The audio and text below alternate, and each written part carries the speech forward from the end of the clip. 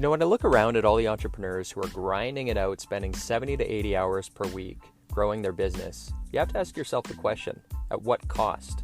Hi, my name's Tim Uchuk, and in this podcast, we're going to be exploring the tools, tactics, and strategies for crushing it and scaling your business without making the ultimate sacrifice of your time and freedom.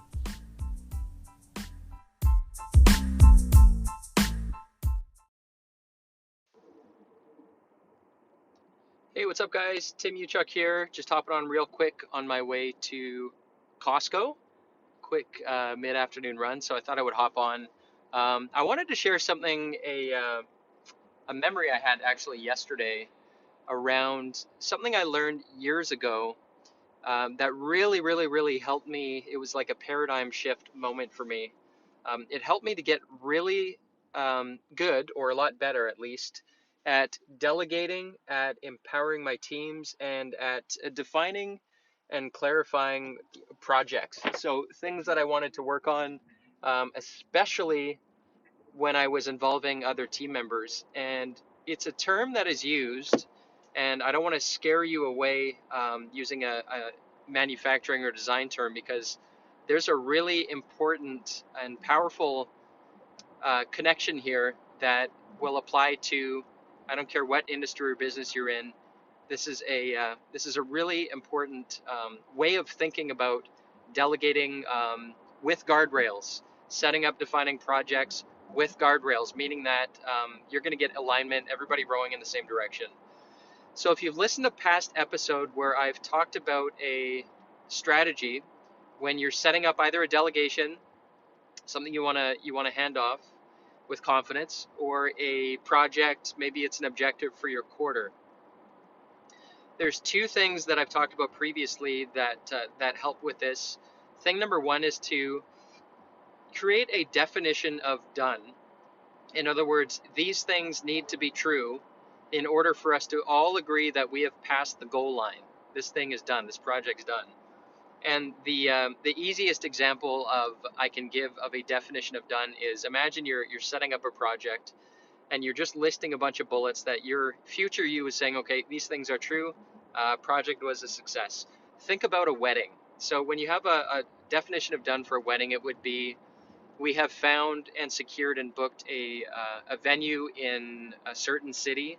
Like we found a venue in Denver under a budget of $15,000. So if that's true, success. We have found and we've sent out the invites. Check, definition of done. Add that. So adding in all of these, a checklist of criteria that when these things are accomplished, this thing is done, right? And then it becomes a matter of all the tasks and activities on a day-to-day, week-to-week basis, and their purpose is to check off those items. So for example, finding checking off that venue, booking it under $15,000 in Denver, that could be like a 2 or 3 or 4 task item. The first thing could be, let's brainstorm available venues within our date, our ideal window, right? So you can imagine that there are many doors to the same house, as long as it meets this definition of done criteria. So that's one strategy. And that's how we set up our projects, in whether it be on paper or digitally using our project management tools. Having a definition of done is very helpful. Secondly, when you are defining or giving a project a name, using the format of what's called a user story is also very helpful to get, when there's multiple stakeholders, you want everybody who's reading the title to be on the same page and understand what it is you're working on and why you're working on it. So an example of a user story is following the framework. I want, so what it is that you want to accomplish, so that I can, and then you tie in the benefit, right? So I want to build out a sales dashboard so that I can, or so that we can monitor, visually monitor our KPIs easily on a day-to-day, week-to-week basis, something like that, right? So when you read that versus a sales dashboard, if you give it a I want so that, it's going to really help out. So now let's get to this other strategy, which is really it's a principle. It's one that if you look at Elon Musk, for example, who was just he just broke the wealthiest person in the world within the last couple of weeks here at the time of this recording. He uses this same strategy, and I want to introduce a term called, and don't be scared, it sounds technical. It's called contract first design. Contract first design. And it's basically the same thing as what I just discussed about that definition of done. As long as these things are true, think of them as like little contracts. As long as these little contracts have been fulfilled, then we can agree that this thing has been set up or designed or accomplished, and everybody's happy. All stakeholders are happy. Contract first design, an example in the case of manufacturing, think of, picture a car manufacturer, for example, and they're manufacturing all kinds of different vehicles, models, shapes and sizes, all that kind of stuff, right? Contract first design allows them to think about two different parts that have to be connected, two different assemblies in like a car. And the contract would be the dimensions of this connection, standardizing how these two things are connected, so that you can interchange them and use the same. Think of like the chassis. You can use the same chassis for multiple different vehicles. So as long as this connection point is the same kind of piece, then it doesn't matter what in the heck is attached to it, because we know, because of this contract first design, this connection point, it's universal, it's standardized, and so it allows you to get really, really creative without losing those guardrails, right? You can ensure that whatever the team comes up with, as long as it matches and can connect here, have at it. You can get really, really creative on this. So contract first design, and the analogy, the epiphany that I had, and why I think it's so important, is because the takeaway, if you understand what we're doing here and you apply this notion of, as long as we agree to this thing, this contract, like the definition of done example I gave you earlier, as long as we agree to that, it allows your team to, access many doors to the same house. So you can delegate and empower with confidence, because you've laid out the groundwork, or those little mini contracts, that as long as you follow these things, I don't have to do any of the thinking. As long as these things are true, we've met the budget, all these factors have been satisfied, then we're good. Now let's zoom out and look at the bigger lesson when it comes to thinking about tasks and projects and delegations in this way. What we're talking about is being tightly coupled to the result and loosely coupled to the strategy. Tightly coupled to the result, loosely coupled to the strategy.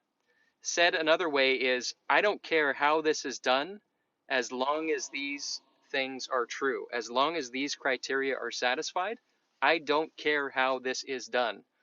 Now, think about how empowering this is for you when it comes to letting things go.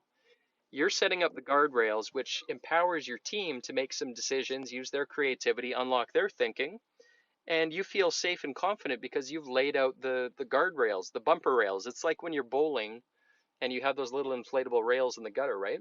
By laying out these little contracts, or the definition of done, you can be loosely coupled to the strategy.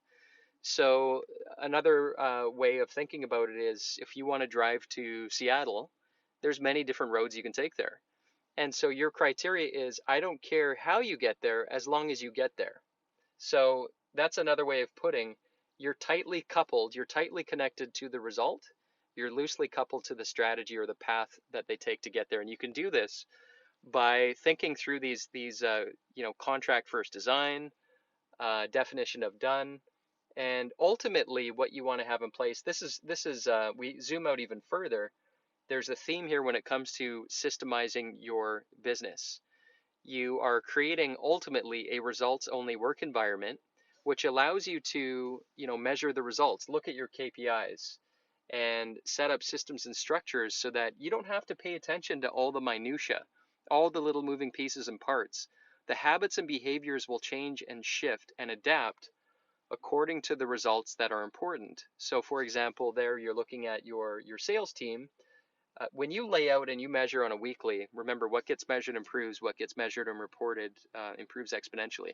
When you lay that out, you actually measure it, and you create a feedback loop for your team, and they can see, here's your target. It's $50,000 per week, or it's putting out 5 quotes per week or 3 quotes per week going out, right? If you measure that and you allow them and give them the freedom and flexibility and the support team around them to make that happen, you can be loosely coupled to the strategy. In other words, it doesn't matter how you get there. And in fact, it really doesn't. It's the result that matters at the end of the day, right?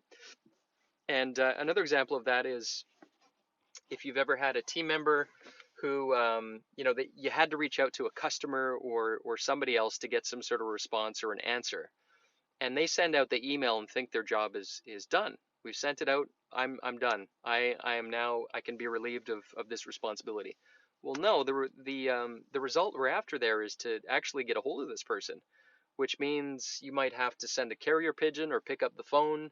But that's the result. The result isn't sending out the email, right? So it's a different way of thinking. And it's the same. I mean, think about Disney, right? One of the greatest cultures and case studies out there is Disney, where if somebody asks a question, even if it's the janitor, or it doesn't matter the role, it's everybody's responsibility to help you achieve the result. And sometimes that's making sure that they're connecting you with the right person, and they're going to stay with you until that problem has been resolved or taken to that next step, right? So owning that result. So that's my epiphany that I had years ago. I wanted to share it with you. It's somewhat of an abstract term, but I think it's just really, really a powerful way of thinking about, again, your business, your projects, your tasks, your activities, what you focus on. This notion of contract first design and being tightly coupled to the result. Remember, in manufacturing, we're talking about connecting 2 different assemblies, right? Tightly coupled, as long as these things are they match. Think about a plug going into the wall socket, right? That's a contract. If it can't be any other shape other than that plug. So that's an example of contract first design. As long as this is true, have at it. Get creative. Figure out the shortest path, the easiest way to get there, right? So I hope that's helpful. I am at Costco. Hope you guys have a great rest of your day or week, wherever and whenever you are listening to this. Otherwise, I will catch you guys soon.